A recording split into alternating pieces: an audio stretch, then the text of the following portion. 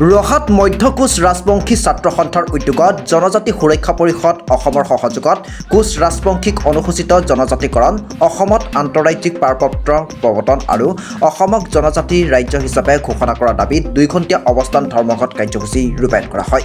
অসমখন এখন জনজাতি ৰাজ্য কৰিব লাগে, ইনাৰ লাইন পাৰ্মিট প্ৰৱৰ্তন কৰিব লাগে।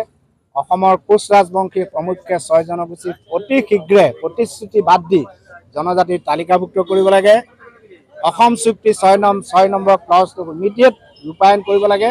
প্ৰতিশ্ৰুতি পৰিহাৰ কৰক, ইনাৰ লাইন পাৰ্মিট প্ৰৱৰ্তন কৰক আৰু জনজাতিৰ তালিকাভুক্তিৰে আমাৰ অসমখনক এখন জনজাতি ৰাজ্য কৰি সুৰক্ষিত কৰক।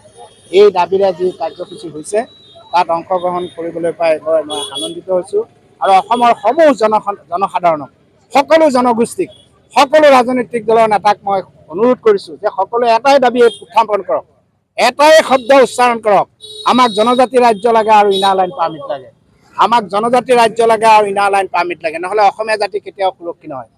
দেশী বিদেশী দুয়োটা প্ৰব্ৰজনৰ পৰা অসমক যদি সুৰক্ষা কৰিব লাগে, অৰুণাচললৈ চাওক, ইনাৰ লাইন পাৰ্মিট আৰু জনজাতিৰ তালিকাভুক্ত হৈ আমাৰ গোটেই অসমখন সুৰক্ষিত কৰে।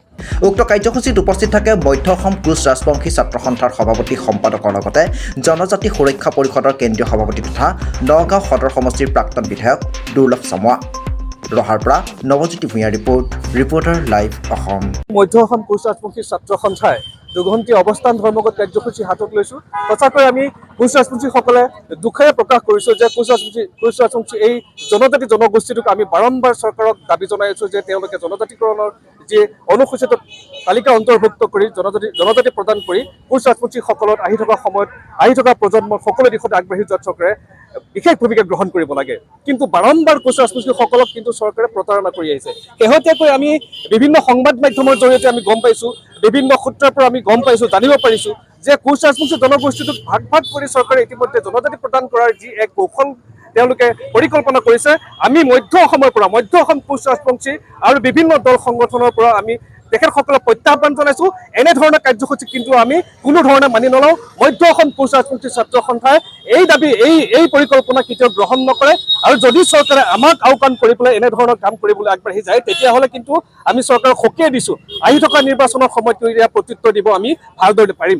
কাৰণ জাগিৰোড সমষ্টিত, মৰিগাঁও সমষ্টিত, ৰহা সমষ্টিত, বৰতদৱা সমষ্টিত আমাৰ কোচ ৰাজবংশীসকলৰ যি ভোটাৰ পৰিসৰ, সেই পৰিসৰ যদি লক্ষ্য কৰা যায় তেতিয়াহ'লে আমি কোচ ৰাজবংশীসকলে যদি আমি বিশেষ ভূমিকা গ্ৰহণ কৰোঁ তেতিয়াহ'লে কিন্তু চৰকাৰৰ এই 4টা সমষ্টিত বিশেষ অসুবিধা হ'ব বুলি পেলাই আমি দাবীৰে আমি সদভাৱে উত্থাপন কৰিব পাৰোঁ। মোৰ লগত আমাৰ সভাপতি মহোদয় আছে, তেখেতেও ক'ব। আমি কোচ ৰাজবংশী মধ্য অসম কোচ ৰাজবংশী ছাত্ৰ সন্থাই কেৱল কোচ ৰাজবংশীসকলৰ কথাই আমি কোৱা নাই, ইয়াৰ লগতে কৈছে যে অসমত থকা 6 জনগোষ্ঠীক জনজাতিকৰণ প্ৰদান কৰি অসমখন জনজাতি ৰাজ্য ঘোষণা কৰি ইনাৰ লাইন পাৰ্মিটৰ ব্যৱস্থা কৰি সমগ্ৰ অসমখনকে সুৰক্ষিত প্ৰদান কৰিব লাগে। মোৰ লগত আমাৰ সভাপতি মহোদয় আছে, তেখেতেও আপোনালোকৰ দুআষাৰ বক্তব্য আগবঢ়াব। Reporter live Assam.